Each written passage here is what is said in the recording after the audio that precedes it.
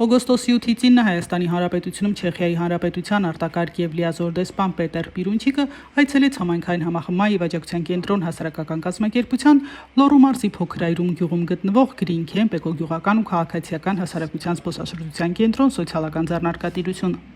Այցի ընթացքում դեսպանը ծանոթացավ Գրին Քեմփ քեմփինգին, սոցիալական ձեռնարկատիրության ստեղծման փիլիսոփայությանը, նրա կողմից տարվող աշխատանքներին, կենտրոնում գործող էկոակտիվիզմի ակադեմիային, նրա նպատակներին, ծանոթացավ էկոակտիվիզմի ակադեմիայի 6-րդ հոսքի մասնակիցների հետ։